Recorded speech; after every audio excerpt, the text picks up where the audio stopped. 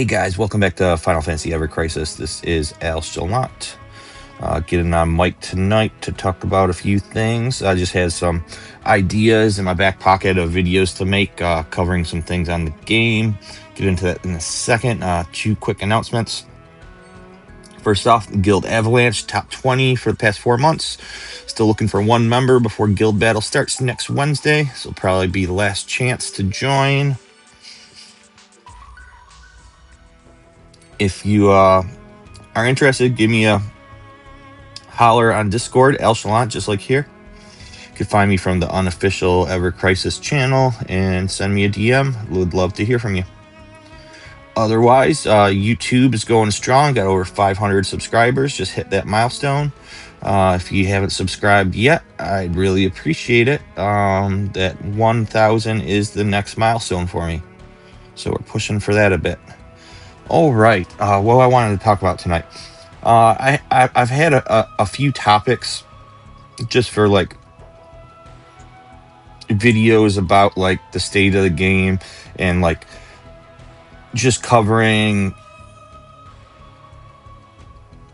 like weapons. This will be a video about weapons, about limit break weapons and crossover weapons in particular, since the game started, and how they have evolved and what they were used for, what we use them for now. Hint, hint, mostly sub weapons, and that sort of stuff. Go through each character, see how many limit break weapons and how many crossover weapons each character has gotten.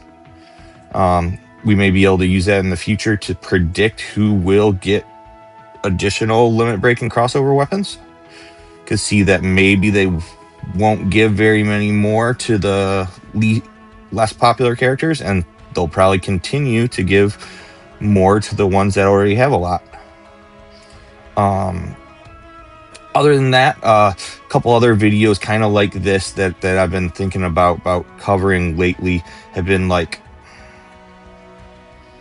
going over like character roles and the strengths and weaknesses of like all the support characters like Sid, Kate, and Lucia, or like the strengths and weaknesses of the healers like Aerith, Matt, and Red, the tanks. I don't know why I said weaknesses when it came to Aerith, because she doesn't have any. kind of joking there, but yeah, she is pretty OP in the game right now considered to other healers. Anyways, this one is about limit break and crossover weapons.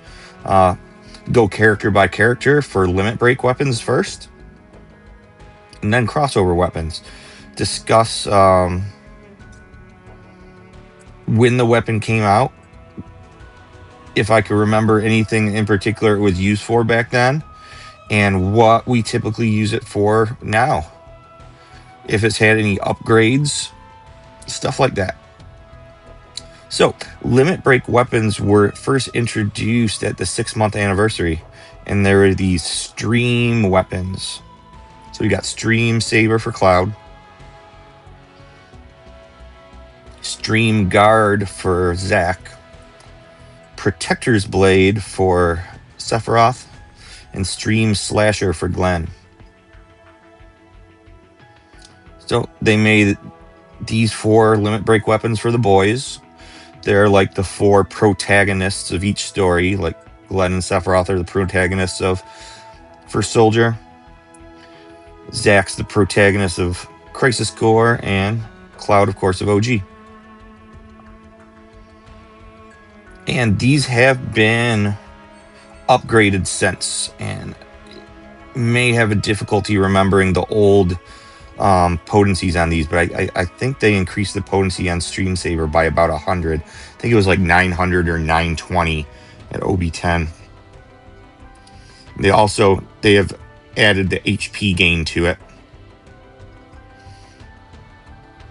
But the major element of limit break weapons is the P attack all allies are ability. That's the main difference between limit break weapons and crossover weapons. Both weapon types are limited, but this All Allies R ability is what distinguishes a limit break weapon. It breaks the limit of the party by giving power to the other characters through a weapon. So this was physical ice with P attack all allies and ice potency. This was used for quite a few things. In particular,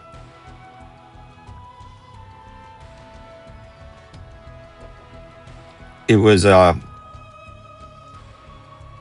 key weapon for the Brutal 30 at the first anniversary. Using this ice weapon for the burst phase on Ifri, and then offhanding the next Cloud limit break weapon, the Bahamut Greatsword. Nowadays, it was just upgraded for 1020 potency, and with his fusion sword weapon boost in the offhand, that gives a 40% weapon boost. And exploit, it is still viable as a physical ice weapon, main hand.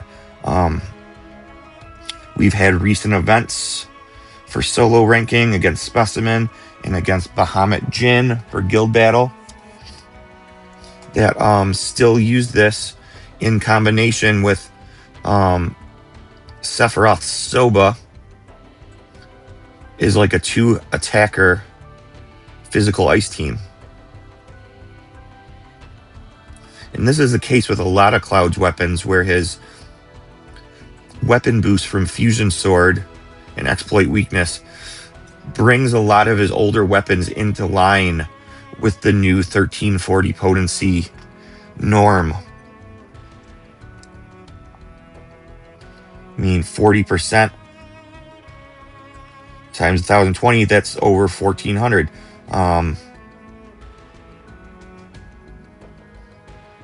It's like 1428 or something like that, if I'm not bad at numbers. So the weapon boost helps a lot of Cloud's weapons bring them back in line with like the norm, and he is lucky to have that offhand for that reason. And that's why Fusion Sword is so important. But we'll get to those just next. Then, but Bahamut Greatsword's the next one. And this is a case of a limit break weapon that has P attack all allies, of course, and physical ability potency. This one, when it was first came out, it's a AoE non-elemental damage, gives haste on the first use, and gives fixed damage of 40,000 in addition to the 800 non-elemental. So this was like the easy button for a long time after the first anniversary. A lot of like the just regular content, we could equip this, and then the fixed damage would just kill everything in 1 or 2 hits. In regards to events, it was used on the solo ranking the month of the first anniversary against Genova. And she had some ads that this was used to take them out.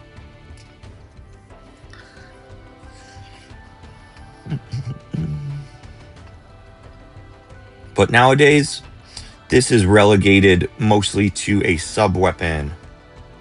And actually is it all 3?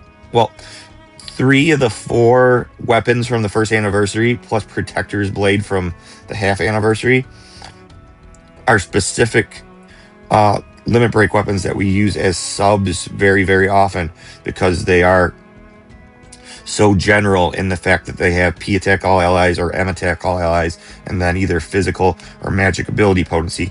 So we can stick this on a sub to any character in a physical build, and it'll raise the strength of the team. In some cases, even on the main attacker.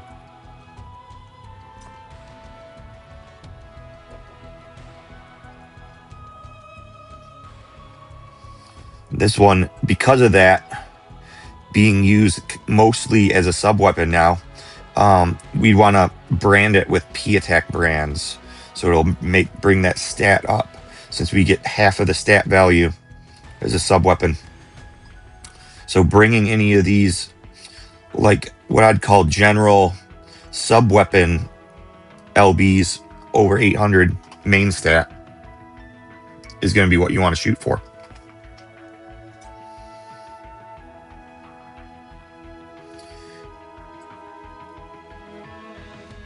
Then we come to Fusion Sword. We just got this at the 2-year anniversary, and it is Cloud's new main offhand. Like I was saying, it finally lets him give himself 40% exploit weakness and 40% weapon boost, physical and magic, which will bring his potency of his main hand up in line to the other current weapons. These abilities are slightly different.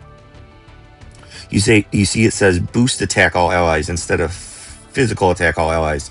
So when you see boost attack all allies, this is showing that this is an offhand, basically. We go in and make a Cloud. Wrong. And so we made a Cloud. The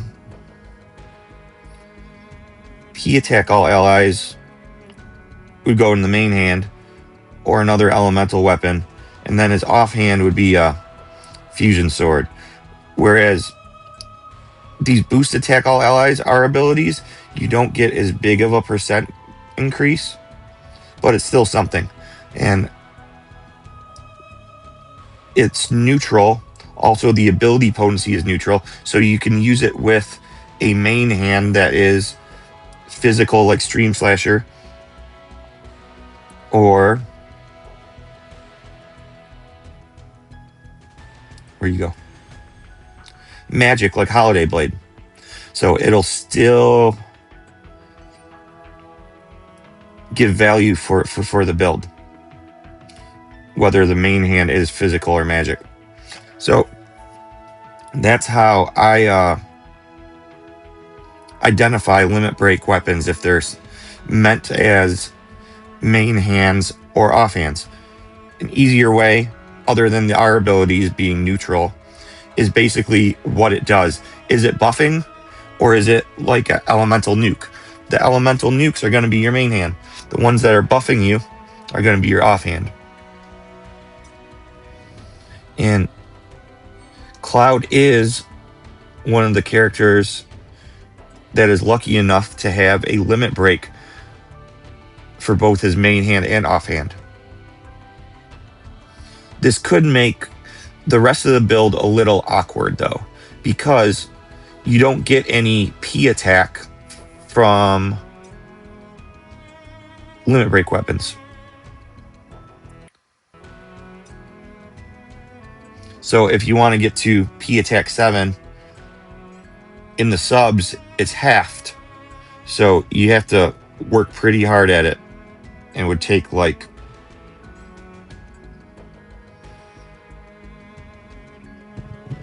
do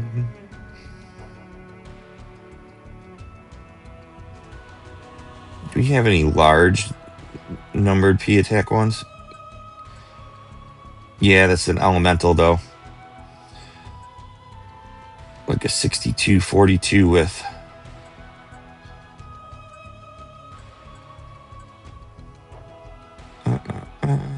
yeah, there we go. See, even there, with a 46 and a 62, we're still 1 point short of P attack 6. So double limit break weapons can be pretty tricky to build for. If you were building for a specific element, you could use it like a 6242 with an element to get there. Do you have another 62 with physical ability potency?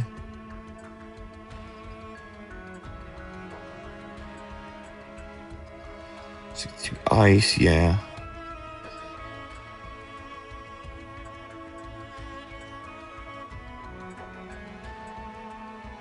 This put me down a rabbit hole I wasn't expecting to. Yeah, so the best way to get P Attack 7 would be to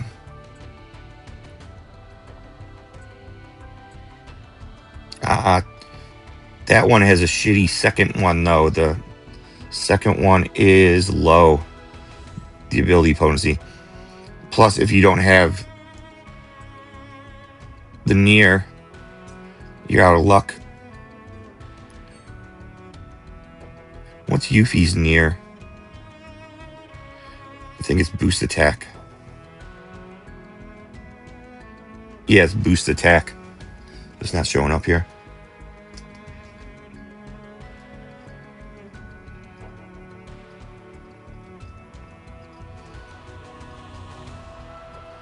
Yeah, to get to boost attack 7 in the back, you have to use 262s. And Tifa's near gloves and TO3 are the only ones that have P attack and boost physical ability potency as a 62. So you have to use one of them plus a 62 with your element. Like Bald Eagle is a 62, 42 ice.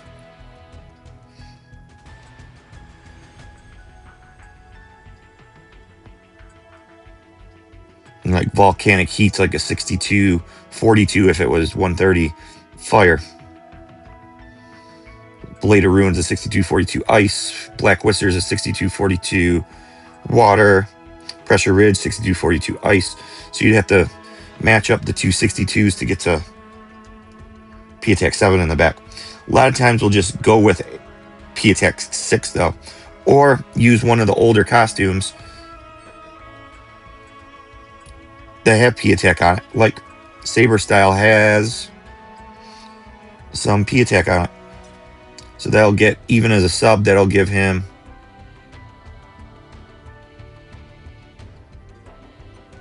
the extra point, if you happen to have it.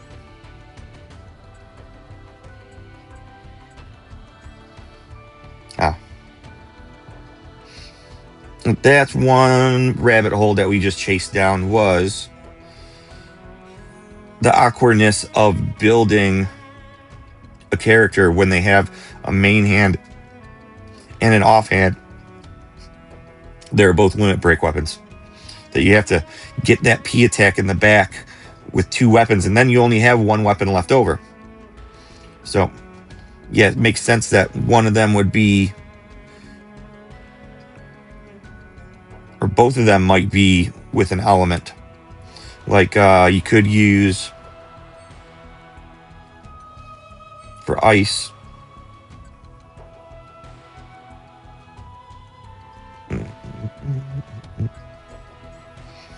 Blade of Ruin and Pressure Ridge are both 62, 42s.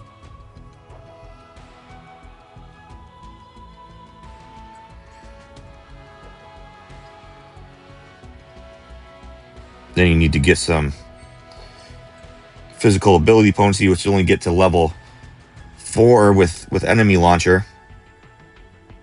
So the build remains a little awkward because you're not hitting that 60% diminishing thresholds at level 5 physical ability potency. So yeah, that's just some of the pain points of having a main hand limit break and an offhand limit break. Hey, we're back. All right.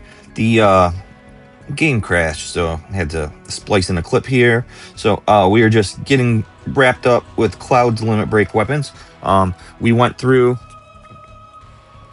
some details about the oddities of equipping limit break weapons in your main and offhand, how it affects builds.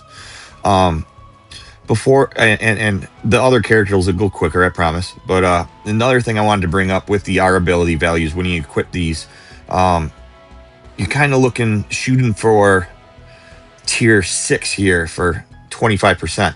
At OB10 in a main hand, it'll get there because it's 46. But if you're having a support character equip 2 limit break weapons, like So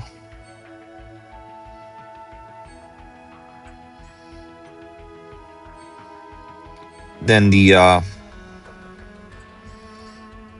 just any two P attack all ones. Then two of them at half value will bring you to P attack 6. The extra 3%, well, if there's nothing better to equip, go ahead, but you could on a support character otherwise equip an neutral attack all allies. Offhand weapon is a sub, and half of the 46 from this one will be 23 plus whatever you have on your costumes. But 23 would be 7% for one. And then 23 of a P attack all allies. 23 would be 14% extra damage just for equipping one on a support. So P attack all allies, M attack all allies, one sub, 14%, two subs, 25%.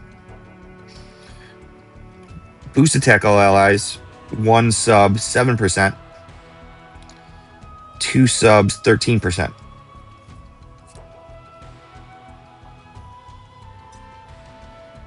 So typically on support players, if you don't need any defenses or anything, you'd equip two that match the damage type, physical or magic, then one offhand neutral attack all allies to help increase the strength of your attacker. All right, that's about all I wanted to cover about our abilities to start out for limit break weapons. We could kind of go a little faster through the characters now. Cloud had 3, and Tifa has had 4. Her first limit break weapon was Bahamut Fangs at the 1-year anniversary. This was used in Guild Battle 3, and it is one of those general magic ones, along with Protector Blade, that we use as a common sub weapon. So you'll want to get a good M attack brand on it.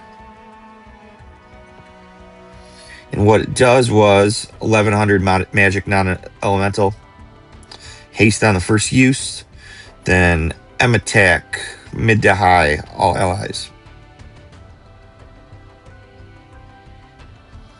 This one is pretty obsolete nowadays and is designated pretty much just as a sub weapon for magic builds.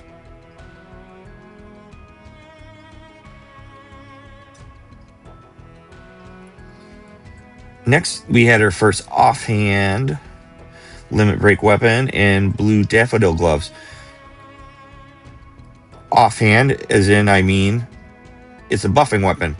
Applies exploit weakness, was the first weapon in the game to give exploit weakness. 40% for 70 seconds. Then neutral attack all allies ability potency, so it can be paired with a physical or a magic main hand. Also has physical and magic S ability materia slots.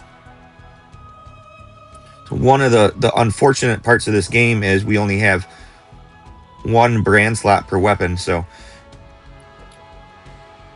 in the case of Blue Daffodil Gloves, since it's kind of outdated, you could get exploit from many other sources now. She'll be primarily using her AC gloves as her offhand.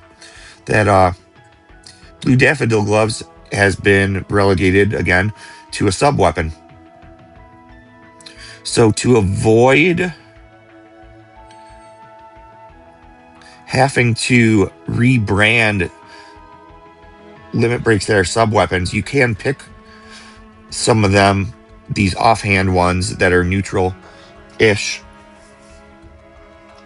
I'll say why neutral-ish in a second. Looking at the stats right here, by the way. You could pick if it's going to be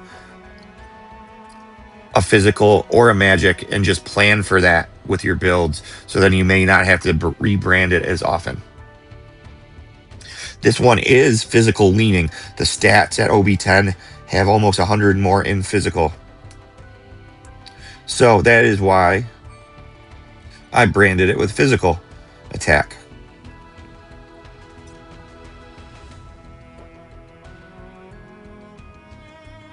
Whereas something like Kikui Munji leans heavily on the magic stat. So I branded it for magic. So those are like two counterparts of each other. It's they both have the same R abilities, boost attack all allies, and a boost ability potency.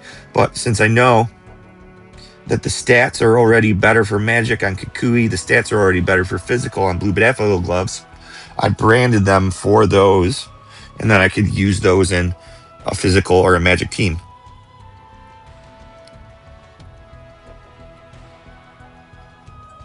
And this was Tifa's go-to offhand for the longest time, up until the second anniversary, pretty much.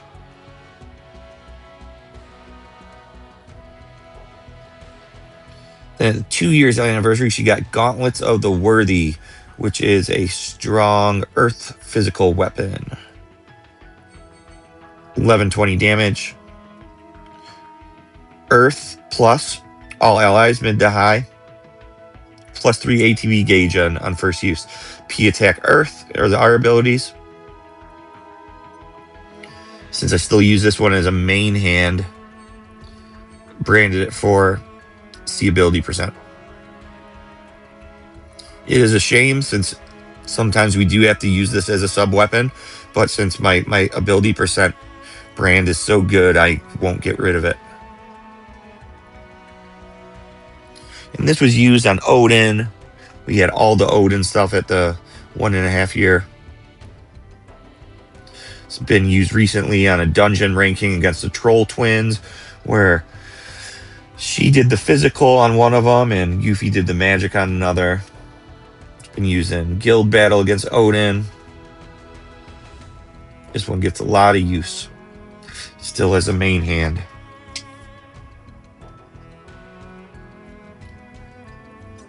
And then Tifa's newest limit break weapon at the 2 year is leather combat gloves, or as we say, AC gloves. They're Advent Children gloves. The biggie here is stats buff tier increased. So if you got P attack high, you got element high buff. Doing this will bring it to extra high, 4 tiers. Attack all allies ability potency. It's the offhand. It's buffing. It's offhand. You can tell pretty easily. Applying enfeeble. It's debuffing.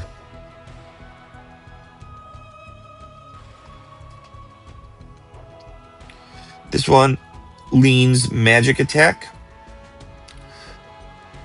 but since we still use it actively as her offhand, you may have to rebrand it for P attack for a she's using a physical main hand. So that's Tifa, 4 limit break weapons so far versus Cloud's 3. Next we go to Aerith. She's got 2. First with B-Rod, which was a game changer for healing when it was first introduced, for this plus ATB gauge that it had. So if Aerith took damage and she healed, it would give ATB to the other characters. Also brings P-Def up to mid, plus a pretty strong heal. M attack all allies with a heal second R ability. So even if you're using another healer like Red or Matt, using this as a sub weapon for them on a magic build would be great.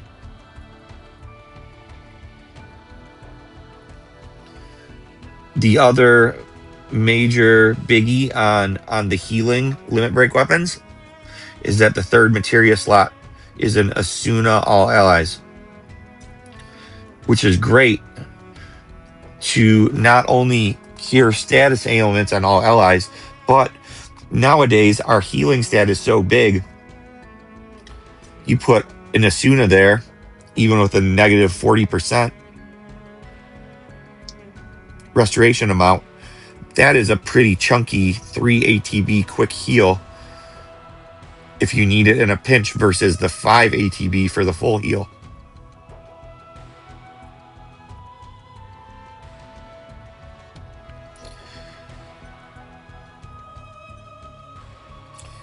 And we still use this as a main hand occasionally.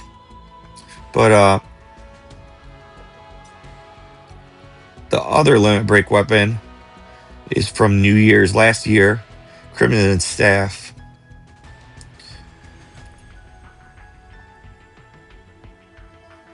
This is a good main hand weapon for Aerith. Since it has boost M attack all allies, it'll get that tier 6 in the main hand, giving 25% magic to the rest of the party. And it has buff debuff extension up to 150% just for the main hand. Only need 13 more points to max it out. It doesn't heal, but it has a cure all. And this one is great because it increases M attack and reduces M def. And it's AoE for everybody. This has been a staple of her kit since it came out and is still being used as the main hand on Magic builds. It's also a great sub-weapon on the other healers since it gives M attack all allies and also buff and debuff extension.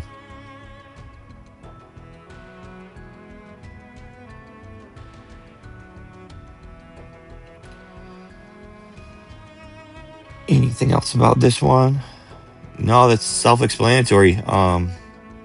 Aerith's 2 limit break weapons are just both pretty great overall. Her crossover weapons are even better. Next, we got Red 13. He got his pirate collar back last spring, last summer. I think late spring. And pirate collar has the same R abilities, M attack all allies, buff debuff extension. Has the same ATB plus as Bahamut Rod. Gives M attack mid to high, so two heals and M attack high. Pair this with his pirate costume and it'll go to extra high, which is his gimmick here.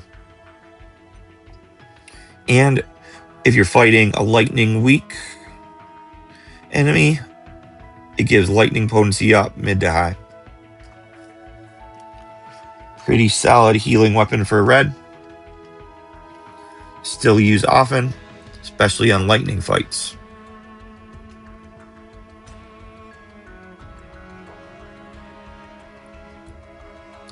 Then we got Yuffie. She's got 3 limit break weapons. Bahamut Cutter. I think this is one of the strongest non-elemental physical weapons in the game still. 1080 with a 1.3.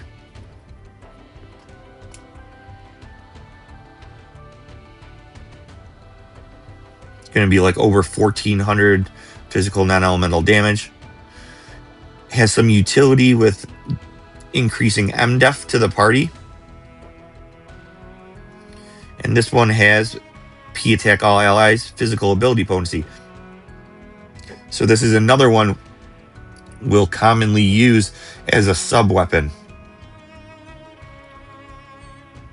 Now I've branded it for P attack. Pretty good brand on that one. The base stat is already 724. Brought it up to 844 with 120 brand. And the +9. This was also used on that solo ranking against Genova at the first anniversary and has been largely a sub-weapon since.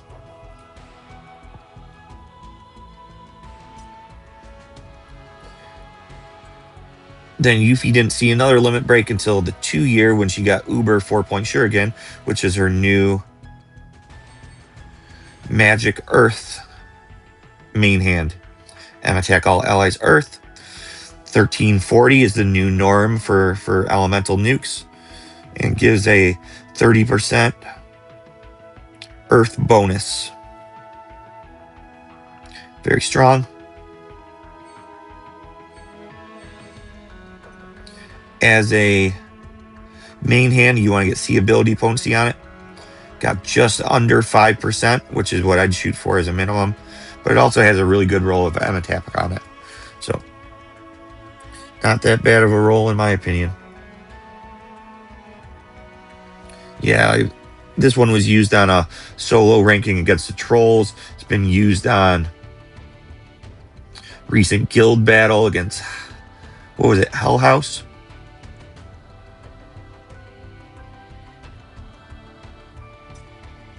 Then, for the second New Year's, we got, the New Year's that just passed is actually the third New Year's of the game. Heirloom Brush. So she's becoming a Pictomancer like Realm in Final Fantasy VI.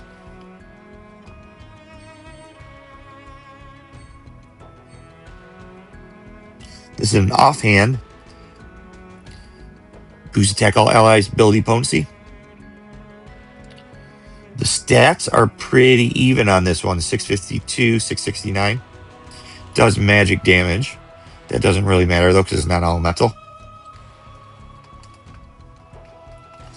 And it acts like AC gloves where it brings the buff tiers up. Also makes all her C abilities cost 1 less. So 3 ATB instead of 4 on subsequent uses of her main hand or this weapon. This is a brand new one, so it's her new go-to offhand. So she could act as Tifa does, bringing the buff tiers up, giving a little bit more flexibility in that regard now that we have 2 characters that could raise the buff tier.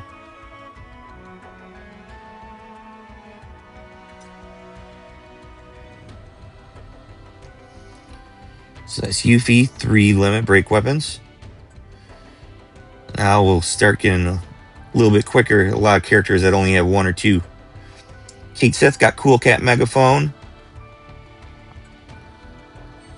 last spring.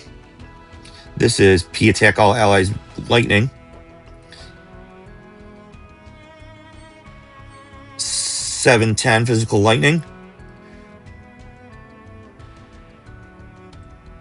Enfeeble. And then P attack mid to high for everybody. He's not an attacker, he's a support, but 710's not too shabby, I guess. His costume for this isn't an Arcanum, so it's not going to do a ton of damage. But it has a spot in physical lightning builds. And is a great sub too for lightning builds. Actually, it is a little outclassed now for the current physical lightning build, where we would get P attack up and lightning up from Eris Mermaid, and we would get Enfeeble from Cloud's Dragon Quest Sword. But if you don't have Cloud's Dragon Quest Sword, this would fulfill Enfeeble. But typically on Cloud's Dragon Quest build, I will use Cool Cat's Megaphone as a sub-weapon.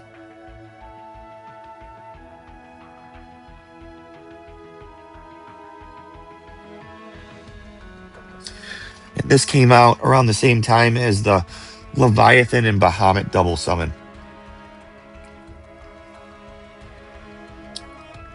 Was useful for giving the Enfeeble on Leviathan.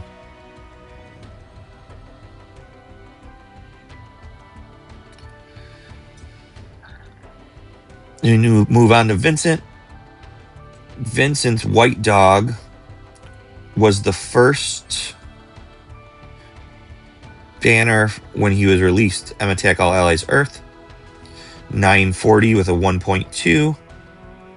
His gimmick is he gets extra limit gauge for using C abilities.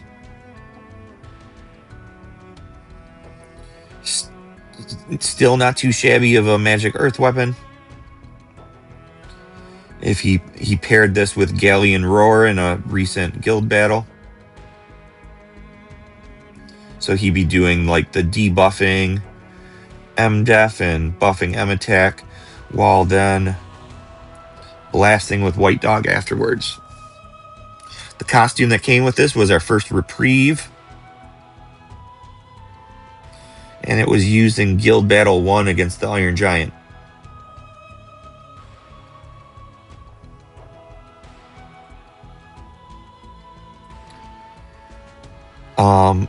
It was also, as I said, it was the first banner that came when Vincent was launched. So this started a trend of new characters' first banners being limit break weapons. After the half anniversary with the stream weapons for Cloud, Zack, Protector's Blade, Stream Slasher, this was the 5th limit break weapon added to the game after the half anniversary, and started the trend of limit break weapons all the time. Started here, for better or for worse. You can choose. Then he didn't see another limit break weapon for almost a year when he got Gun of the Worthy at the 1.5 year. This introduced a new mechanic to the game, applies ailment ice weakness. So you can make a enemy that doesn't have a weakness have a weakness. And it was single use with a large duration, 150 seconds at OB10. And this is what we used on the first Rufus crash to make him weak to ice, because they didn't have fire weaknesses added to them back then. So this is a P attack all allies ice, our abilities.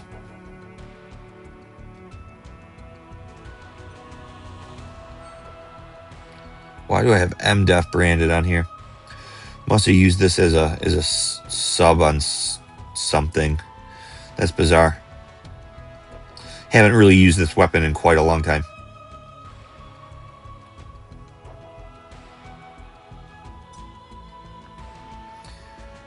Next we got Sid. Sid's only got one, and it was his launch limit break banner. Rocket Lance. Implies enfeeble. Then ice resist down high. This was when enfeeble was first introduced also. So that's another trend that we see, is that limit break weapons introduce new buff and debuff types. You'll see them first on a limit break weapon, then they'll be added to feature weapons months down the road. So limit break weapons are where the power creep for buffs and debuffs begin. Then they'll be filtered down to regular weapons months down the line.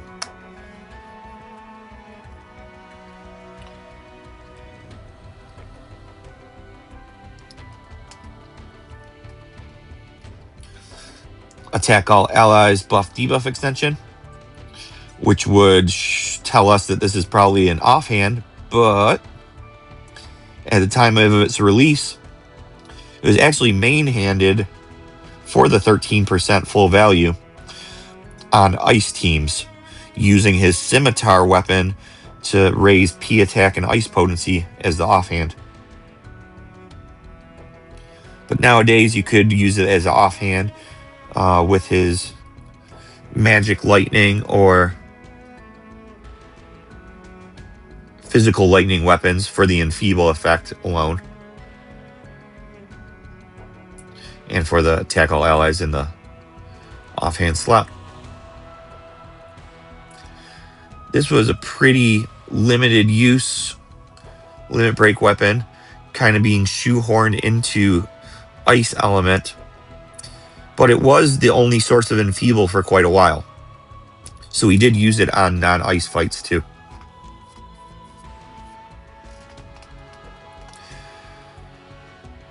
Next, we got Zach.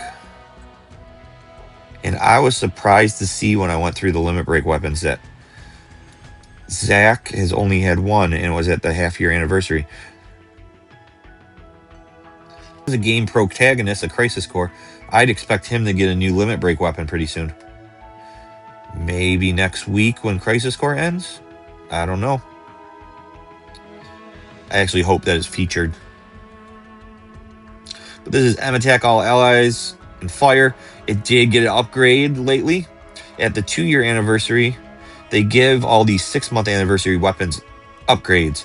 And one thing that was shitty about this weapon at first was the fire potency, our ability, wasn't a 46-42. It was like a 46-26.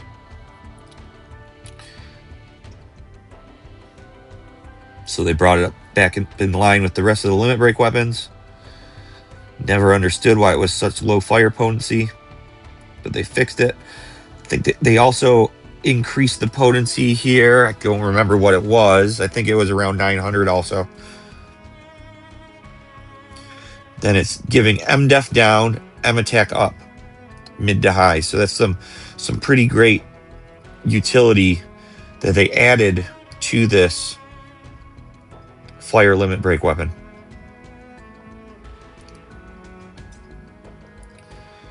Next, we got Sephiroth's 6-month Protector's Blade. It was also upgraded lately. They added Diamond Sigil to it. They also added the M-Def down high. It does 900% AoE, 1.3 on a single target. So that's almost 1,200 on a single target. M-Attack All Allies boosts magic ability potency. This, along with Tifa's Bahamut Knuckles, are the 2 common LBs that we use for magic subs. Since it has the magic ability potency, our ability instead of an element, it's much more versatile, being able to be used in many magic builds as a sub because of this. Which also means you want to brand it for M-Attack. Sephiroth's second limit break weapon was at the 1.5-year anniversary. A year later, Blade of the Worthy. And this one was his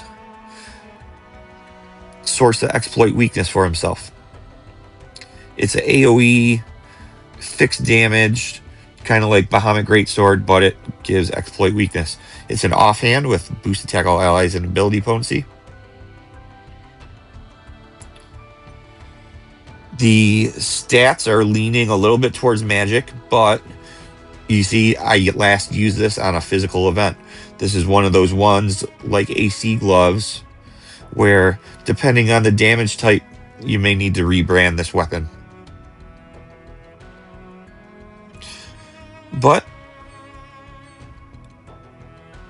Sephiroth does have a new crossover weapon that kind of is a better offhand than this even. So it is kind of going the way of most, where this will be primarily a sub-weapon going forward. The 2-year anniversary, you got Soba, which is a gigantic physical ice nuke. Gives 1340 physical ice and 35% ice weapon boost to everybody. P-Attack all allies boost ice. This is one that you're going to want to put your C ability potency percent on. It's a pretty great brand on this one too. Over 5% and then a full 50 P-Attack.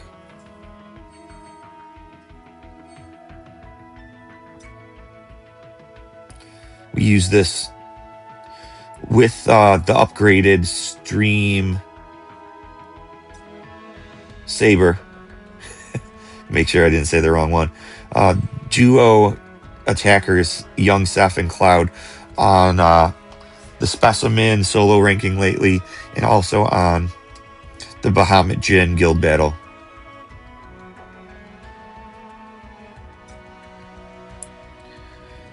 Next we got Glenn, and this is what I call Water Boy Glenn, because for the longest time, that's all he was good for, was physical water. They added a diamond sigil to this one. They added a PDF down to this one, and a veil to all allies when his HP goes low. But it's got P attack all allies water potency. This is a water main hand, and he used to use Slay the Day as an offhand for this, which did P def down and then water up for himself. Nowadays, as he's a tank now, I haven't really used this since he's been put into the tank role.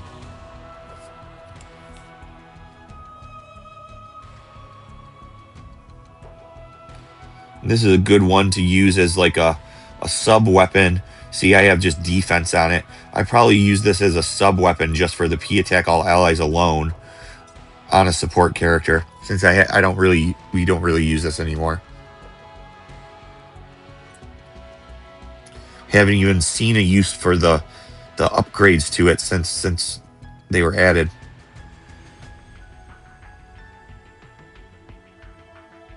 But yeah, he used to be the god of water for the longest time. Where now, for physical water, we have young Sephiroth with the Final Fantasy 13 weapon. We got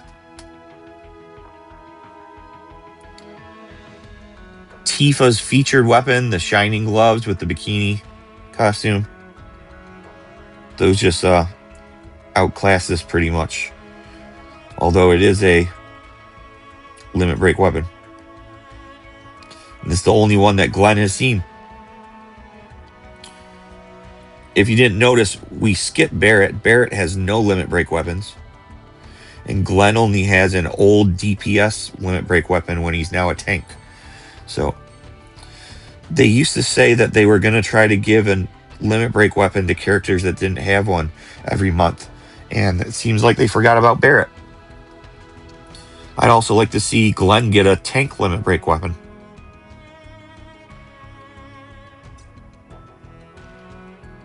All right, moving on, Matt. Darrow Platis, or I lovingly call this one Matt Murrah. When Monster Hunter came out, Kimura wand for Aerith was OP as fuck. So, for the longest time, you'd always have Aerith with Kimura wand. P attack up, M def up. Take care of both of those in one shot, and then have a heal all on it. Well, when they were given the other healers limit break weapons, Red, they gave him like the M attack up and the ATB plus, kind of from B-Rod, and they gave him the lightning potency. Kind of a weird choice for Red, but he was like the magic healer.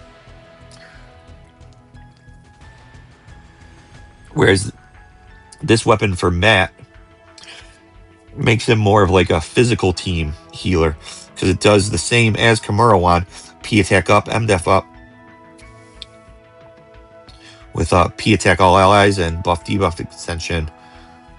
The R abilities. You got the Asuna all, like all the healing limit breaks. And better than Kimura wand, it actually has a heal on it. It's a lower potency heal than usual, but still gets the job done.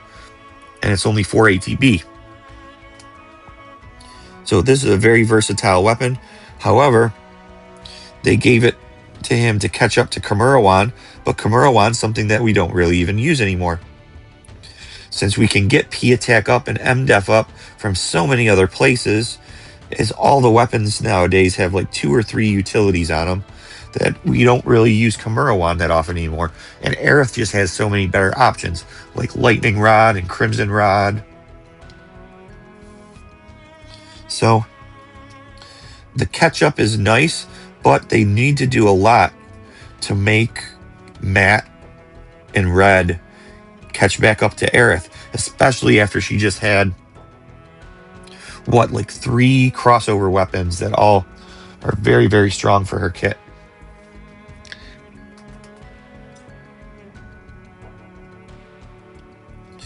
Moving on to Lucia. She's got one. This is the Shinra Ceremonial Rifle. It's an offhand, our abilities, but she may use it as a main hand since she's a support. 800 physical fire damage. Enfeeble. Fire up AoE mid to high. Adds ATB on first use to all allies. This was the first instance of Sigil Boost 2, where it gives +4 triangle sigils when it's used.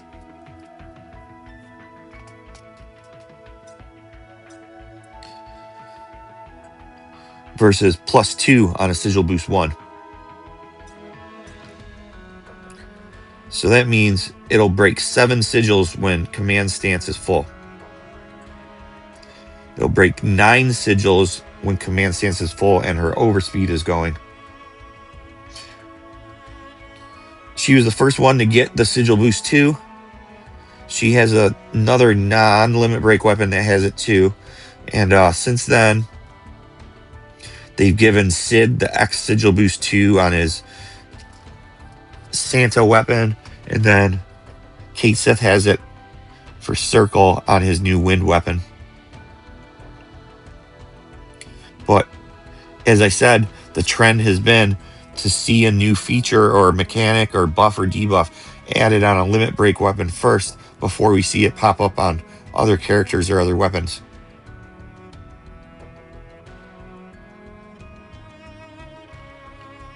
It's the costume for this in Arcanum. Co-op. Let's go to Lucia. Don't remember.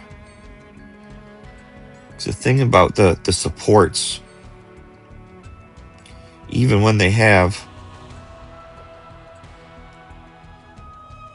This is a full Arcanum. I'm surprised. 30%, then 20 ability potency, and then buff and debuff extension. Because a lot of the support characters, they won't even have an Arcanum for their limit break weapon. Like Kate's.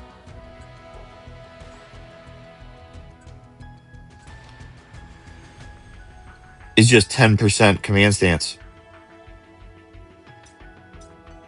Whereas Sid's, I'm just specifically looking at the limit break costumes too. His astronaut is just buff, debuff, all allies. Physical magic attack stat 10%. That's it. So Lucia is the only support where her limit break weapon actually has an Arcanum for it. That's pretty nifty. Plus, if you have her Gothic Bunny Easter costume, that's some more fire damage.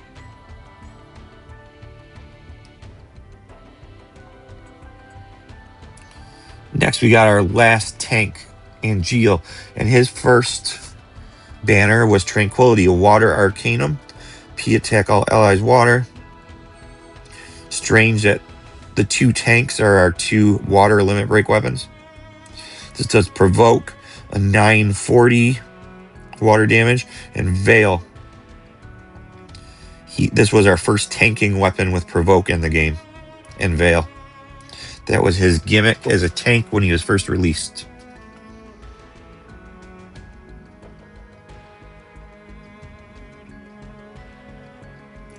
This is another one. Yeah, I got it branded for defense since we don't really use him for damage, and I usually just throw this as a sub on our healer support.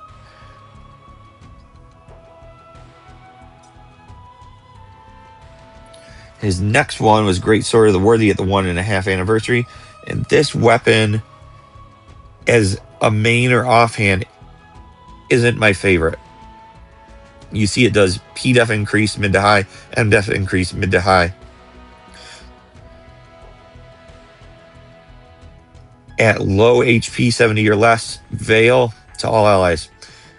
What I do love about this weapon is the R abilities. It's boost attack all allies and P-Def, which is the only limit break weapon that has a defense R ability. So I use this a lot on the tank or healer as a sub. I think we used this on the Odin guild battle. Not much since then. It has a costume trait for plus tier on the P-Def, I believe. And this was the first case of seeing that on costumes.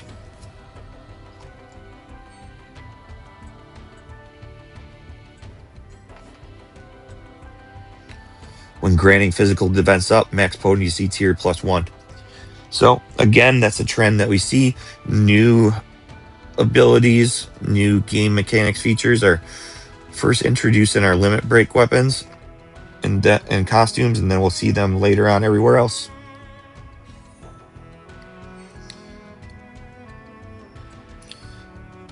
Similarly, another one of the costume R ability things from limit breaks. No, I almost said something incorrect. It was actually a featured weapon, featured costume when we first saw a element all allies on a costume. That was the first one. I was about to think that I had thought that the 2-year anniversaries for Yuffie and Earth all allies on her costume and Ice all allies on Sephiroth's costume were the first time we saw that, but it was actually earlier in the summer with Aerith. Right, we're almost through the limit break weapons.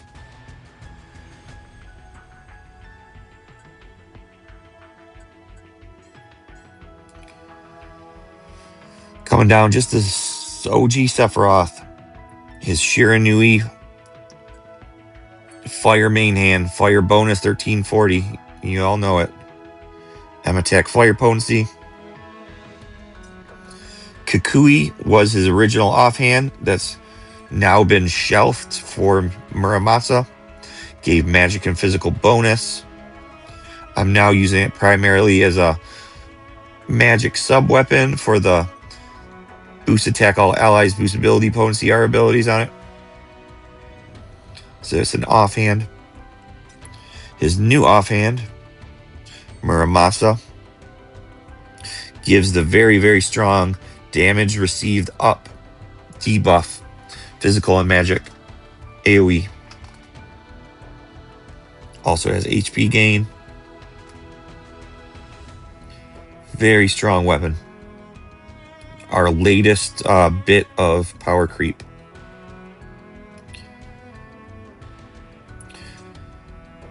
So just a quick review. Tifa has the most limited weapons at 4. Cloud's got 3. Barrett has none. Aerith has 2. Red has 1. Yuffie has 3. Kate has 1. Vince has 2.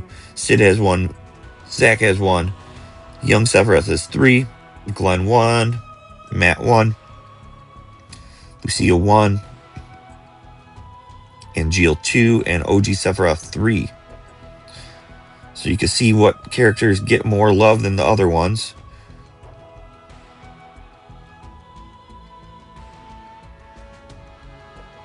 Then which ones are still being used actively.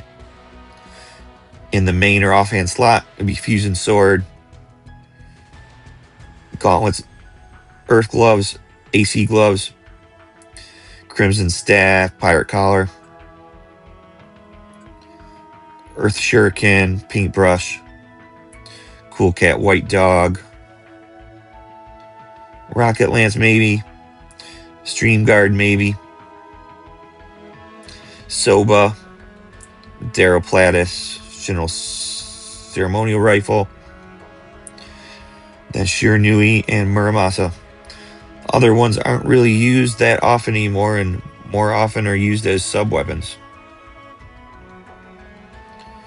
That is it for the limit break weapons. We got what? 16, 29 of them in the game. That's a lot. I'm gonna switch gears here and start talking about crossover weapons on each character. Crossover weapons are even more FOMO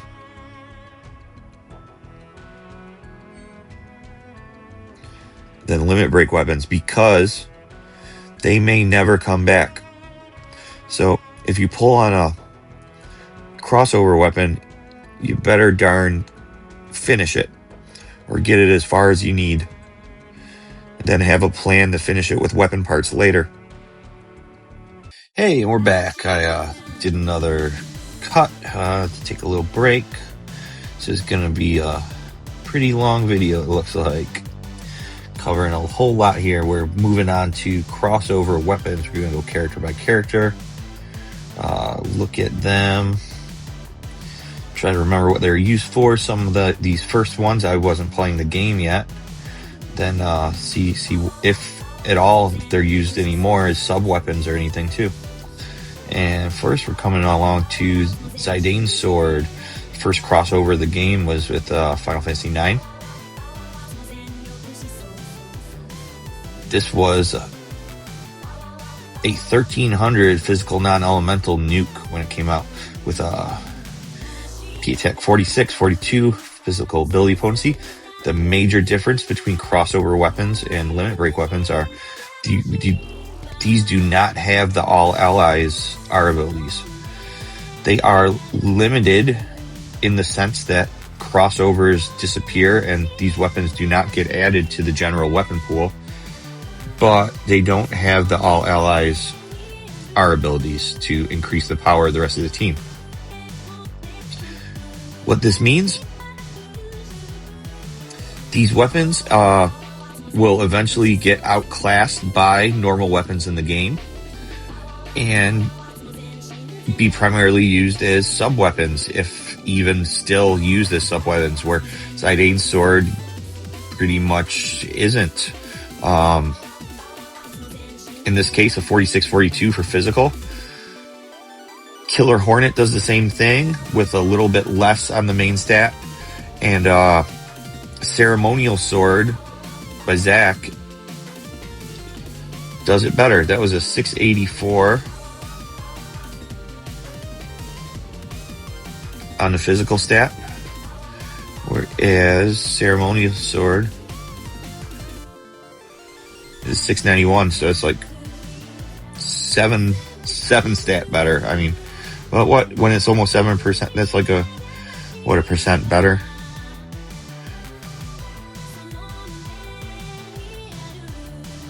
Ceremonial Sword does more physical non-elemental damage too. Plus it does P-Attack high itself, but it had that high 5 ATB cost. This one's these are mostly sub-weapons for physical builds. Ceremonial Sword, Zidane's sword, Killer Hornet's the other one from Matt, which is a little less on the stats, 669 versus 684. Diamond sigil on this one.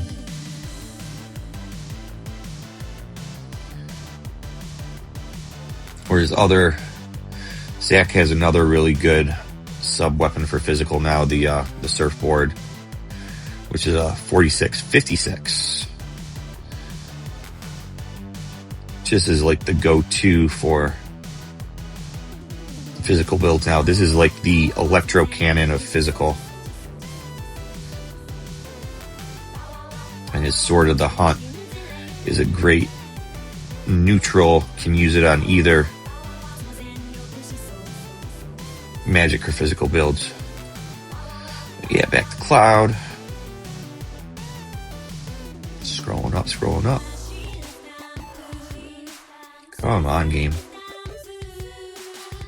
Yeah, Zidane's sword, not used a whole bunch. If we have we haven't seen a non-elemental fight in the game in so long.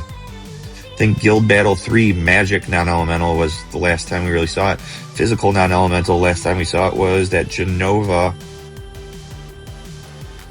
solo ranking at the first anniversary. Seems like they've really gone away from non-elemental damage. So if we do see non-elemental damage again, I bet they will have a new weapon that is better than this one. So, not missing out on much here. There are other featured weapons that fulfill the same R abilities for subs better.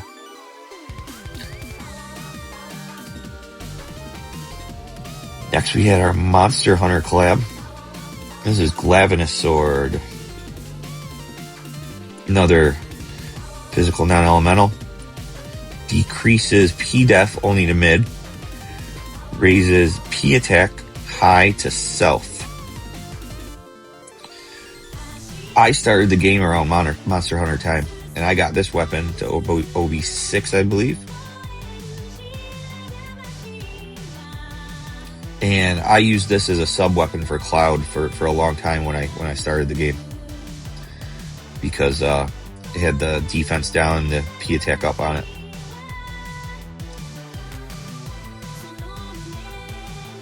The animation, pretty cool too. But this is pretty much just a sub weapon that you use when you need HP for a physical build. 6242. There are other weapons that do similar though.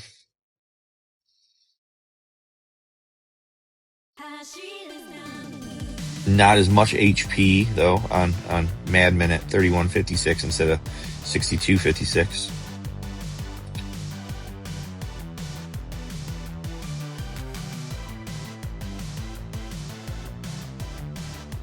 Any others off the top of my head?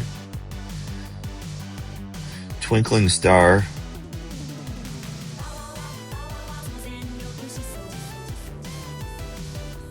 It's like a magic version. Watch of the Hunt.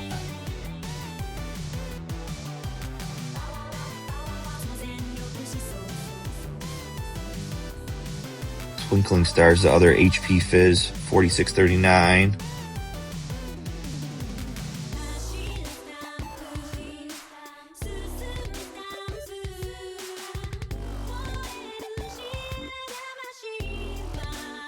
Alright, let's go back in.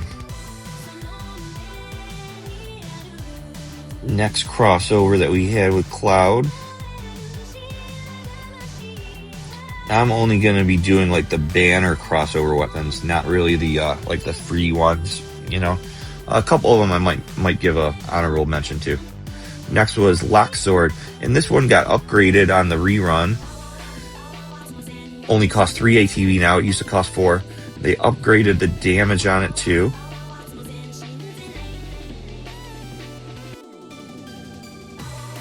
I think they also made it high to high on the first cast. I think it used to be mid to high.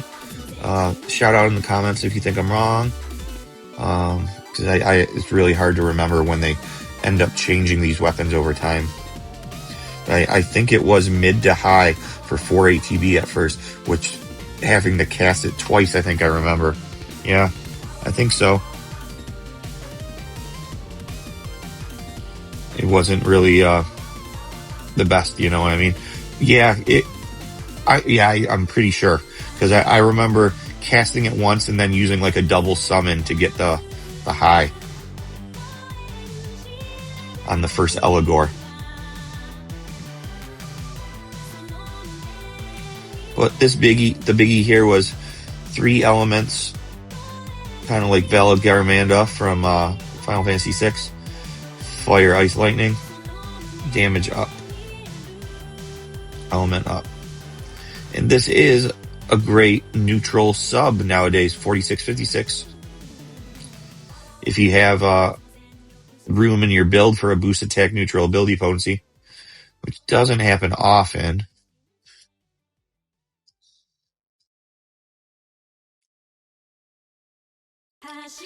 Next up we got Erdrick Sword. This is the new for physical lightning. 720 AoE with Enfeeble, 1.5 multiplier if on a single target. Has utility with M attack down. It's a 62-42, so it maxes out P attack in the main hand. This is still used for physical lightning. It, what is that? 720, 1.5. So that's like what, 1080-ish. Almost 1080. Exactly 1080.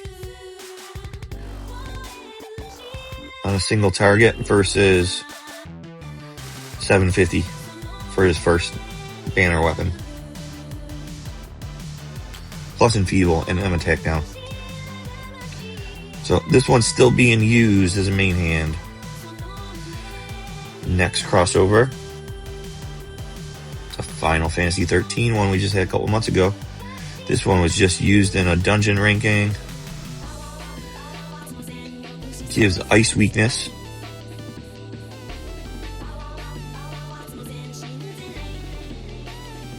Also gives ice bonus.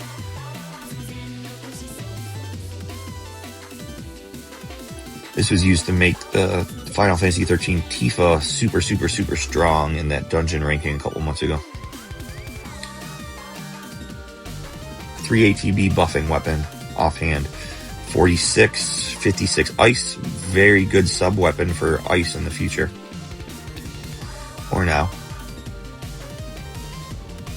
Then we just had the near crossover. Physical Earth, 1340 nuke with Earth weapon boost 35%. 62-42, so it maxes out P attack in the main hand. That's awesome. Since he's going to be having Fusion Sword in the offhand. And a good start on Earth. This is also the first costume that he had with a costume C ability, which was an even larger Earth nuke that added Earth potency to himself, mid to extra high. Those are Cloud's crossover weapons. 3 of them still used quite often.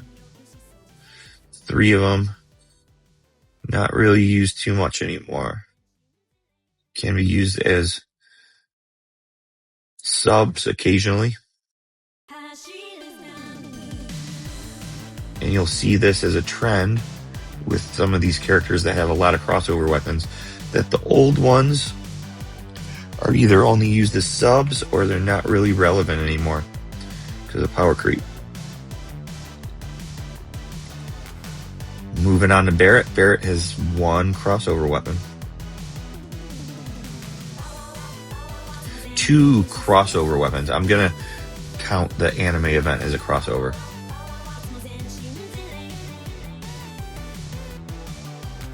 Fafnir rifle came in at the Rebirth event last year. It is only weapon with provoke on it.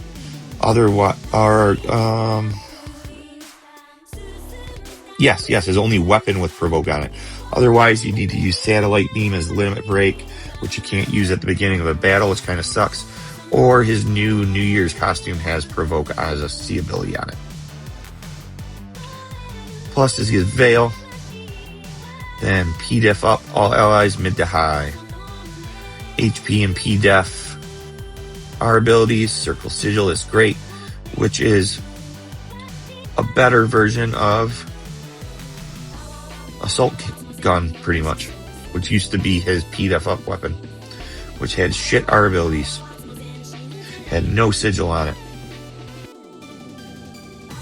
But even since then, his New Year's weapon, a featured weapon, we can wishlist this when the banner goes away, kinda outclasses Fafnir. Similar R abilities, 62-42. So a little bit more HP, a little bit less P-Def. No provoke, but the costume gives provoke now. gives the P-Def mid to high, and gives fire and lightning resistance mid to high. So you can see a featured weapon almost a year later is outclassing the crossover weapon. Other crossover weapon was a 3 ATB physical wind AoE with wind resist down high in one cast. 4642, pretty good wind sub. Circle Sigil. This was used in one dungeon ranking and then put on the shelf. Since it was 3 ATB, if you use his overspeed, it only costs 2 ATB. That's how we could get a high score on the dungeon ranking back then.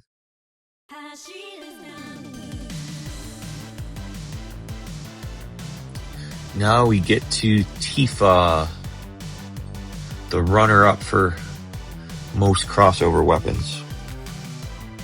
Make sure I don't miss one. I think Amarant Claws is first. HP physical ability potency, 46 would be 42 if I had it 130. We could get that from Twinkling Star. Could get 3156 from Mad Minute. 6242 from Glavenus. So this isn't really even used as a sub anymore, or it has other options. And this is just a buffing, self-buffing weapon, debuffing weapon. Lowers magic attack on enemy, increases own P attack. We get P attack up just from her ult now.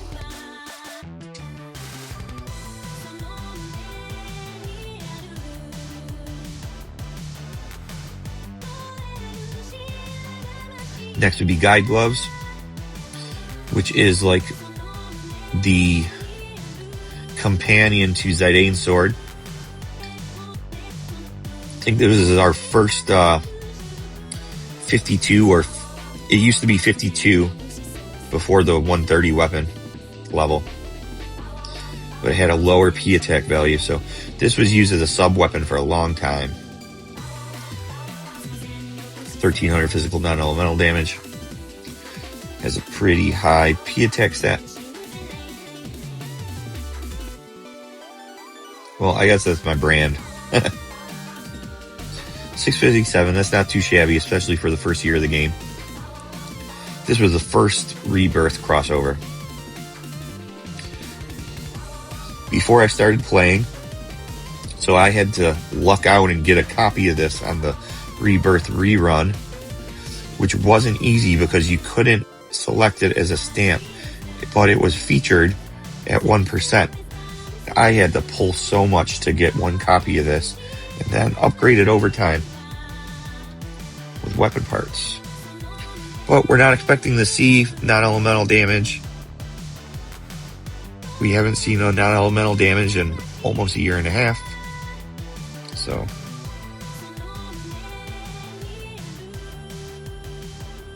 the 3156, all right, but we have a 4656 with Zack's surfboard now. I think it has a higher stat on it.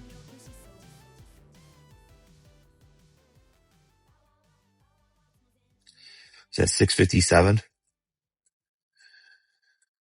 Yeah, a little bit higher. 4656. So we got a better option on a featured weapon now.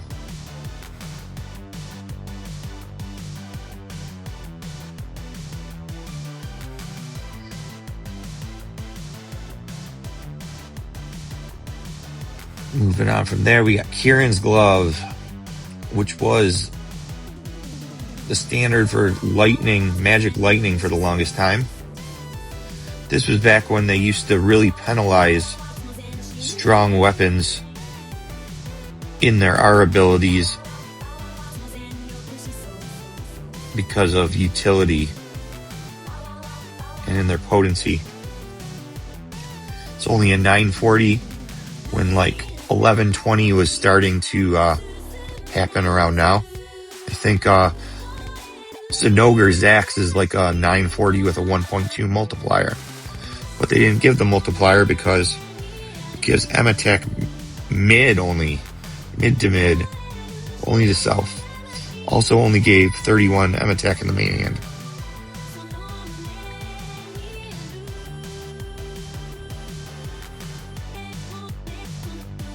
So with low R ability values, this isn't really as useful as a sub.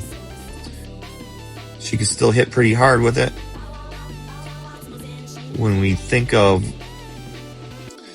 Magic Lightning, though, we'd probably rather bring Crow Familiar Vincent, or if you have Young Seth's Pandemic Sword from Dragon Quest.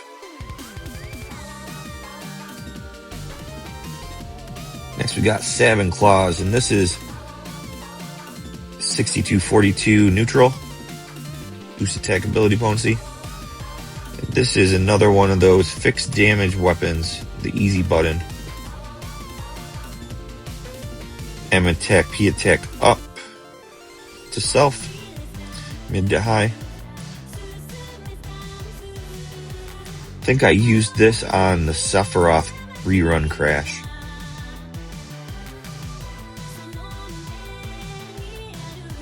To get around his defenses and resistances and stuff like that. But yeah, this is a great sub-weapon nowadays. We don't really use it for much else. Got a good P attack on it. This is the one that I use for physical builds when I need a boost attack ability potency. I use Mystic Sword from Cloud when it has the same R abilities for magic builds. So you got Magic Brand on this one. Same R abilities, 6242.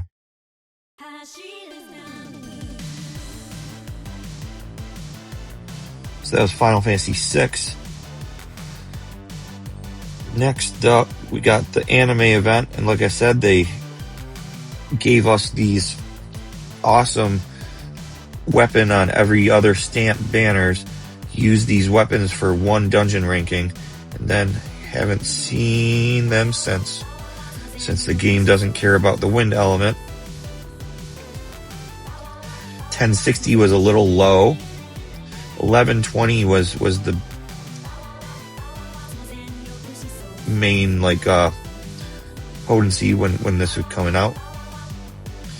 So they nerfed it a bit because of the utility, the P attack up, mid to high, all allies.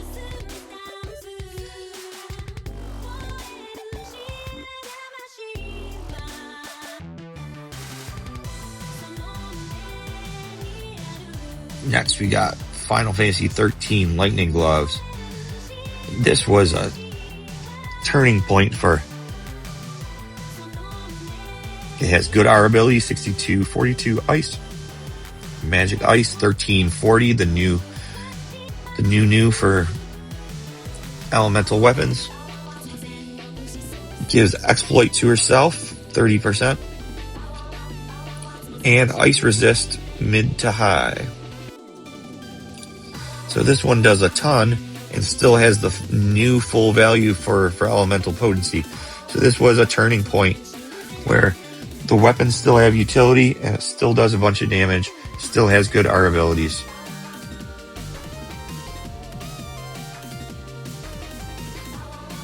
Probably the best magic ice weapon in the game right now.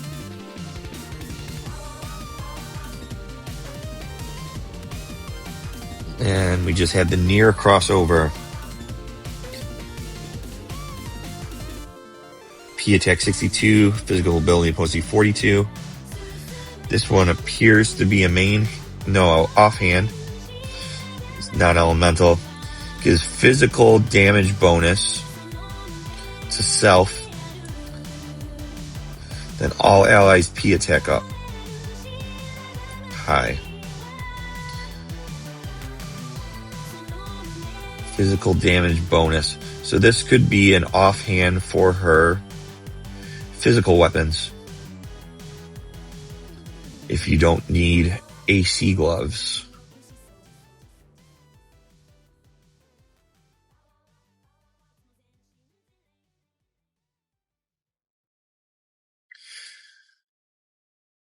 And the costume for this one had a C ability where it gives her exploit. So you're not missing out on the exploit.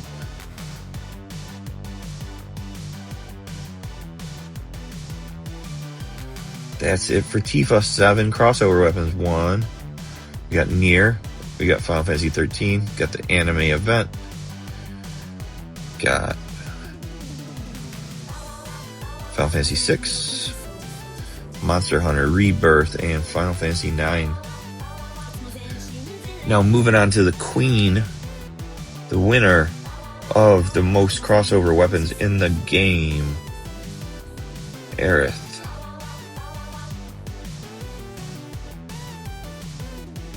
All started with Garnet's Rod. This is the only weapon I don't have OB10 in the game. This one was used in a couple events back in the day, I think on one of the first guild battles for M-Attack Up in the region. They changed this to 3 ATB on the Final Fantasy 9 crossover rerun.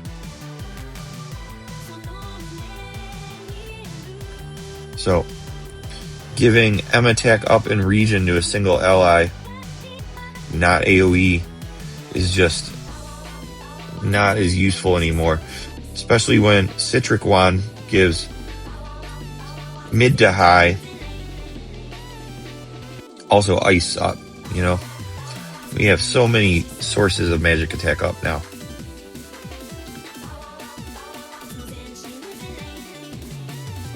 Then we got Chimera Wand, which was the gold standard for the longest time.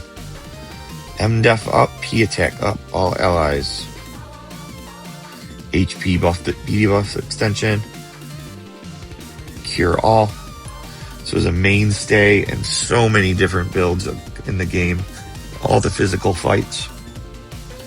From Monster Hunter through the next year or so. It was crucial for Brutal 30 at the first anniversary. Not really used so much anymore, and we'll see why when we cover her other crossover weapons.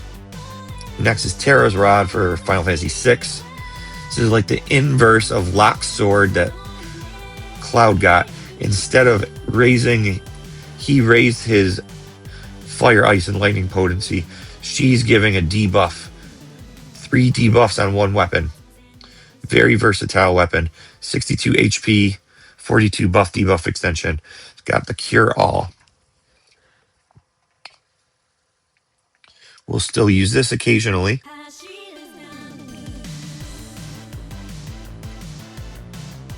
Next is Gamba. We all love Gamba, right? It's a basic healing weapon, 5 ATB, 59%. Also gives P attack up, mid to high, all.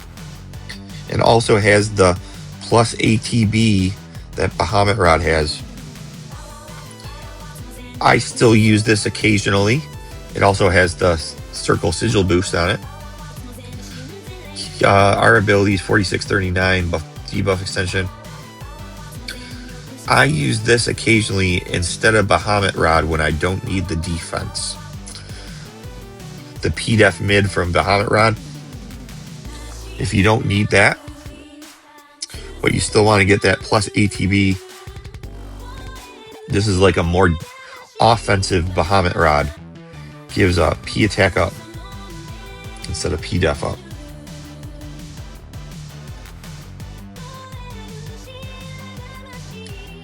When this came out, a lot of people said, why would you need this if you already had Bahamut Rod and Chimera? But as we've seen over the past year, Chimera is not really being used anymore. And this is a lot.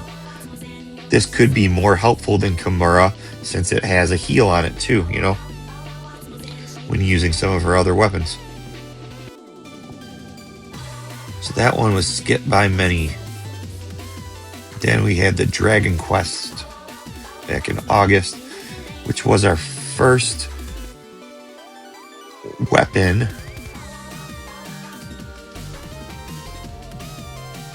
to give exploit to all. Red's ult came out first and gives exploit all, but this was the first, like, not ult weapon, is what I mean. Has the 80,000 fixed damage. The strange thing here is it has a penalty. You can't equip a summon on her. Could use this to an advantage or not. If you are on a timer in an event like Guild Battle, you can equip a summon and make it so it doesn't go up, so that you only have 2 cutscenes to skip. Save some time. Or her limit breaks still work. But yeah, this was, besides Red's ult, this was the next time we saw exploit being applied by someone else. Now her near costume applies exploit all.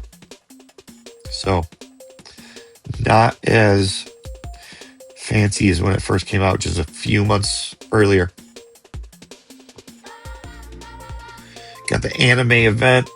They gave her a magic water arcanum, which is an AoE water up. 530 AoE with a 1.4 multiplier. This is still occasionally used in magic water teams. Then we're getting into the good one. Lightning's Rod.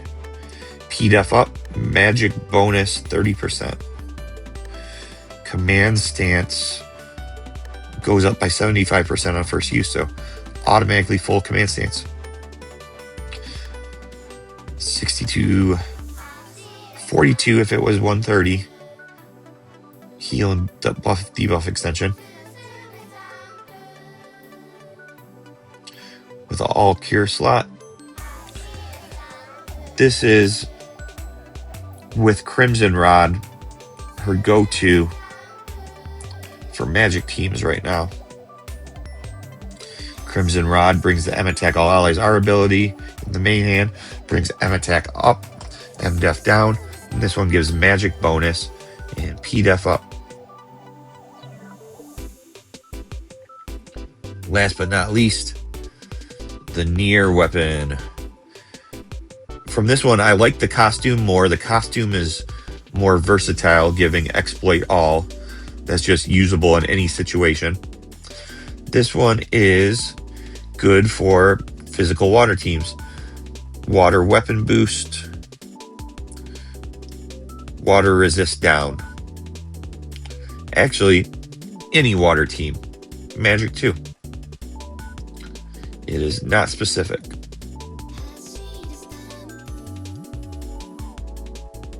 But we did use this in the Tonberry event, the Tonberry Crash, with Final Fantasy XIII Sephiroth's new water physical weapon. But it will also work with magic water. That's a whopping 8 crossover weapons from Aerith.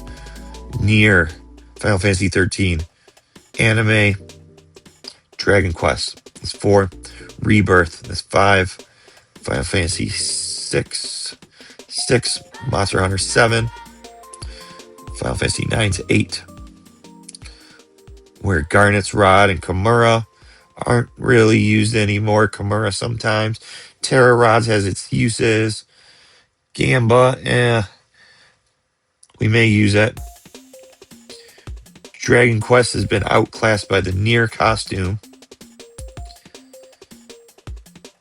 The anime water stick has its uses in magic water teams. But Lightning Rod is awesome. And Staff of the Possessed for water teams is pretty good. Moving on to Red 13. He has no crossover weapons. Or any that were banners. I'd like to give an honorable mention to Great Sabercat Collar, though. This was free for the Dragon Quest, and it gives P-Def down and M-Def down for his kit. To mid, for free. Which he didn't have P-Def down before. I don't think he had his M-Def down was on Canyon Collar, excuse me. But he didn't have P-Def down on his kit. This brings it, so. Otherwise, we're looking at Red 13, he did have crossover costumes. Similarly for Dragon Quest, this was free on the panel missions. But for Rebirth, he had a costume on the banner but no weapon, which was really strange. I didn't play back then, and I got this on the reruns, so.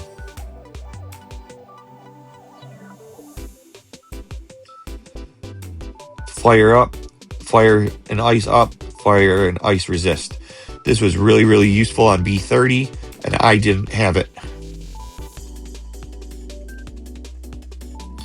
That was one of my struggle points, was I didn't have this costume for red, and my Stream Saber from Cloud was low OB.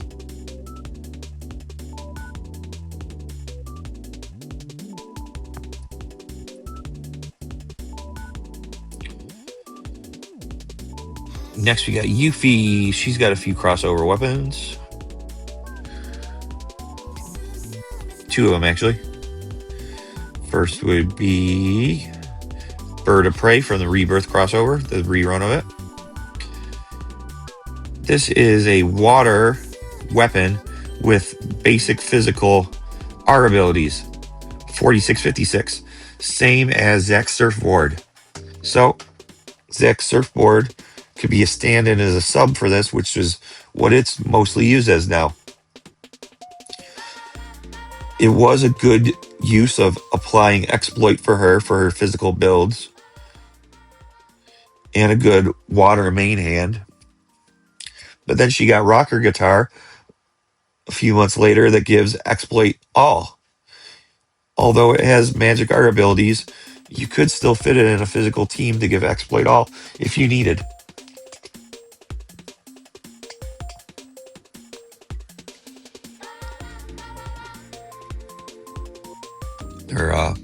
We just had Nier. She gives him Feeble, P attack down, Earth resist down, 62-42 neutral, and the costume applies Earth weakness. So if it's not weak to Earth yet, it will be by using the costume. We use this in the in Nier Escalation, and I could see this will probably just be a sub weapon in the future. Does have quite a lot of utility on it though. Enfeeble, P attack down, and Earth down. Who knows? Maybe we'll use it. 62-42 are good R abilities. And moving on to Kate. Kate's got one crossover weapon, and it's the Kinna Megaphone. I was chasing OB10 on this thing for so long. Boost stack 62, buff Dios extension 28. And this is like reverse Kimura wand. It's P attack up, but it's P def up instead of M def up. Or not reverse, but more like an inverse or something like that. This was released around Guild Battle 2. That's why they put a wind materia slot on it for some reason, because Earth Dragon had physical wind for Guild Battle 2.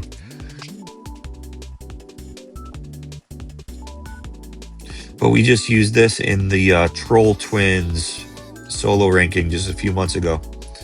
This came in very handy.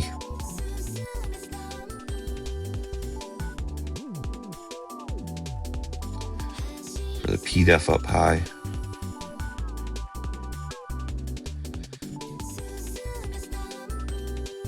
Our abilities aren't really that great for a sub, but it has its uses for Kate when you need them.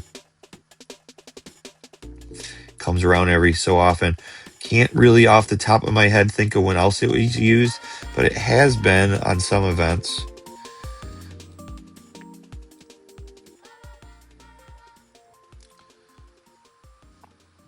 Coming around to Vince. Vince has no crossover weapons. Oh, back to Kate for a second. Kate also had a free costume. Monster Hunter gave him a free crossover costume. So I'll shout that one out.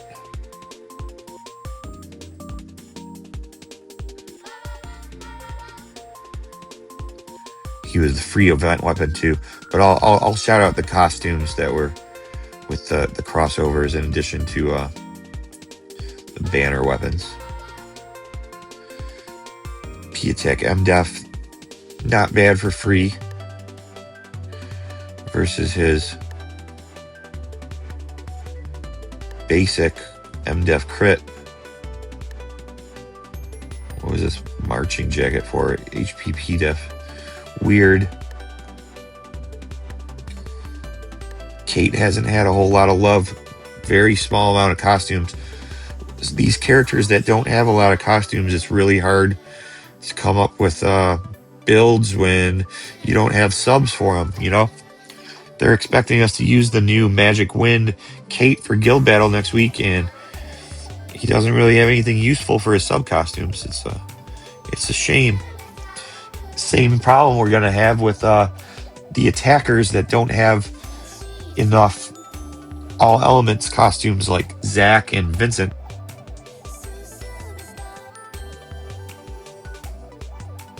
All right, finally moving on from Kate now.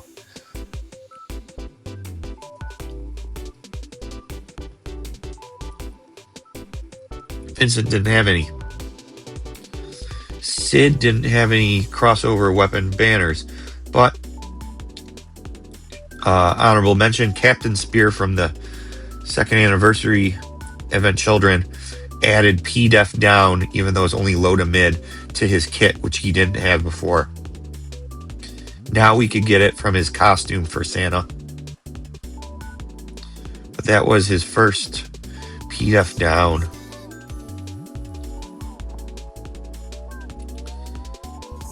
Zach had a couple crossover weapons. Zenogre was the first one. Monster Hunter.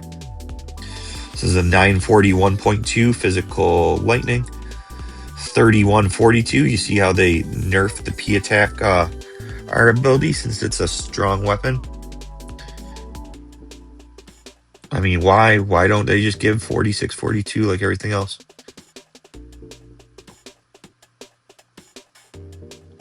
And we have the Temu version of this now, which is 900 instead of 940. So with the rousing metals, you'll be able to get a slightly weaker version of it over time.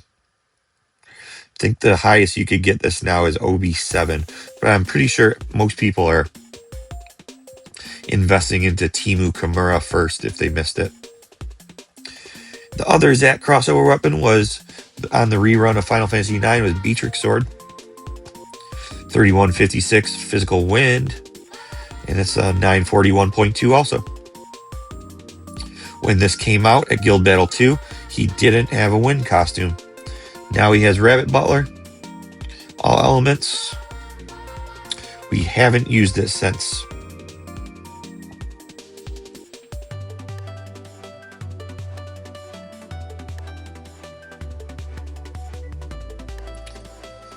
Moving on to Sephiroth, and he's got quite a few crossover weapons. He's got 5. Puts him in, like, I think 4th place behind the Queen Aerith with 8, then Tifa with 7, Cloud with 6. Sephiroth had 5 crossover weapons. Starting with Kuja Blade. Where's it at? Kuja Spirit Blade, Magic, and Ability Potency. This was a big support weapon for him. It's M attack, P attack decreased, mid to high. This was used as an offhand for him for a long time for a lot of the crash battles to lower attack. Also used on Guild Battle 3 against Bahamut to guard against Mega Flare. Since he buffed himself up to like a whole bunch of tiers M attack up before doing Mega Flare.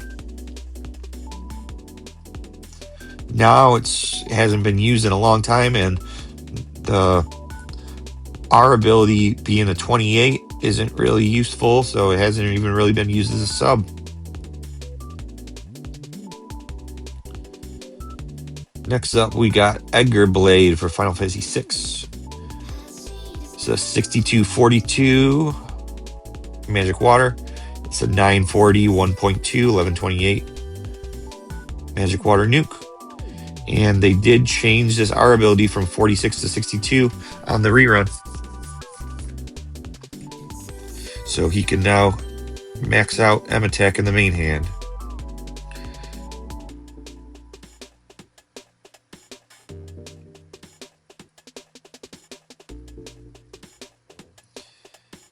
The Pandemic Sword. Dragon Quest. AoE 800 Magic Lightning. 1.2 damage. 0.2, that's like a 960 total. Lowers P attack. Raises M attack. 46, 56 lightning. Plus, I think the costume gives a bunch of lightning potency too. Does it? I think Clouds does too for...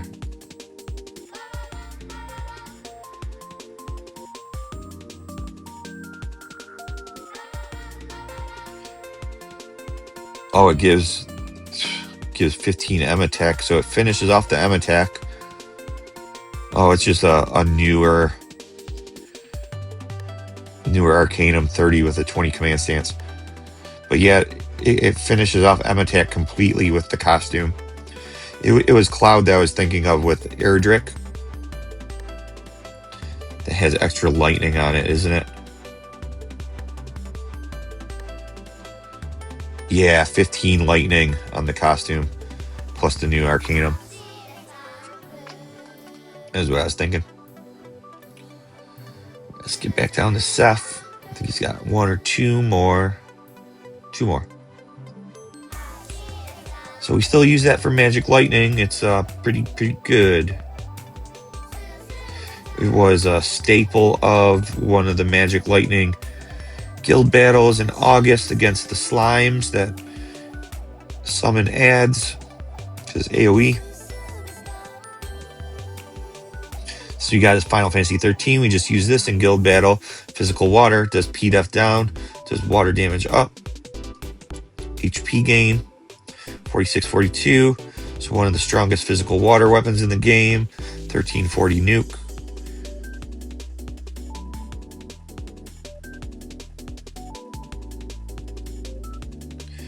Then his new offhand from Nier.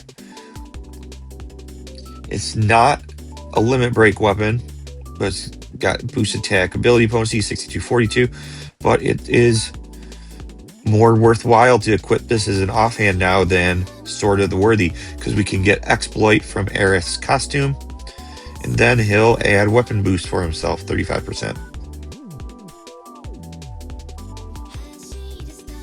This will also be an awesome sub for those builds that need some boost attack and ability potency to round the build out. Similar to Mystic Sword, Sword of the Hunt, Savin Claws.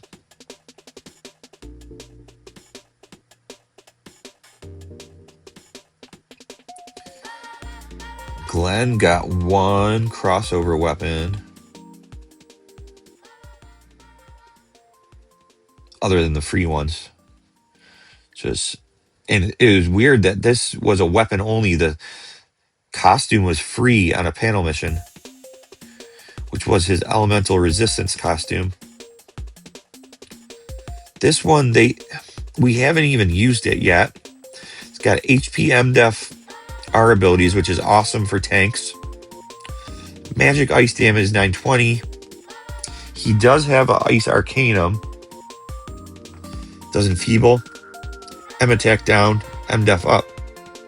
So a whole lot of utility here, but we haven't used it yet.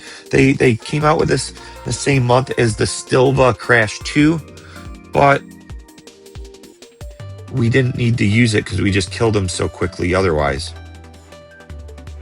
They even put like the passive effects on the fight for Glenn to have more defenses and stuff, but we just didn't need it. So I'm wondering how long it'll be till we see this one in use. Matt didn't have any crossover weapons. Lucia didn't have any crossover weapons, but she had a free costume with Final Fantasy IX. She's our Vivi. Not that great of a costume.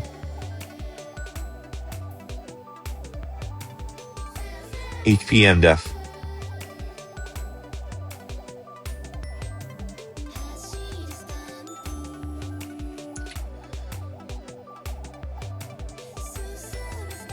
Want to see that ice. Yeah, he has an Ice Arcanum to go with that. And this was his free costume. M attack down +1. Then resistances. M def up all allies. So they made that for Stilva Crash 2, but undertuned the fight so much we didn't need to use him. Have a feeling the same thing happened with Rufus 2 and this new Barrett. Same thing with Eligor 2 and Matt's the other resistance weapon. That I used it on my first clear of Eligor 2, but then we found out we didn't even need it. Where is it?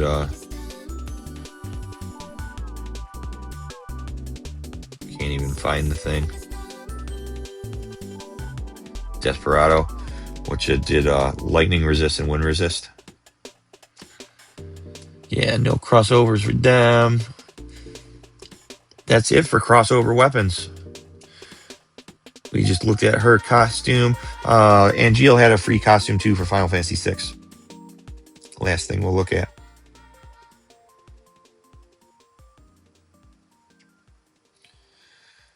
Which wasn't too shabby. He was brand new when it came out.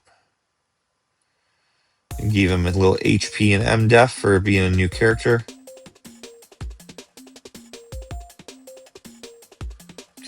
The other honorable mention I have is with Angeal 2 for free event weapons on crossovers. Is for the Final Fantasy 13 event. This one is pretty good. Lightning Sword. Gives P attack down, P def up, mid. With HP and P def. Pretty good tank weapon for him. For free. Can't beat it. But yeah, that's it for the crossover weapons. As you can see, a lot of them aren't really used anymore. Have been really outclassed by just regular weapons in the game since they're a year or two old. A lot of them are still very strong. The recent ones from Nier, Final Fantasy 13, Dragon Quest. I missed one for Zack. I missed his Dragon Quest weapon. Somebody's going to call me out in the comments before I even went back to it.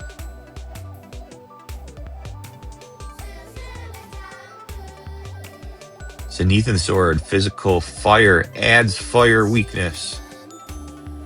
1120. M-Def is increased, all allies.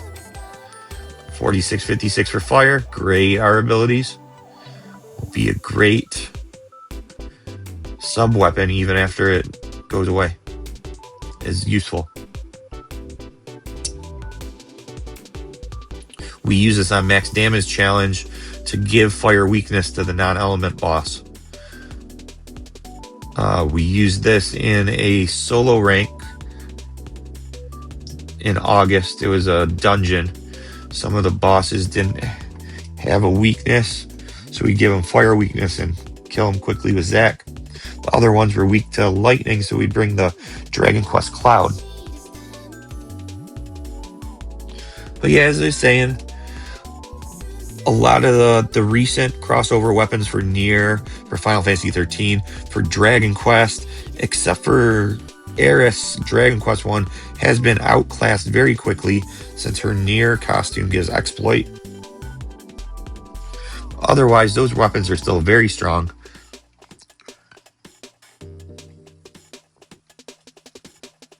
Otherwise, a lot of the original crossovers for Final Fantasy IX, Rebirth, Final Fantasy VI, those weapons are more so used as subs nowadays, except for maybe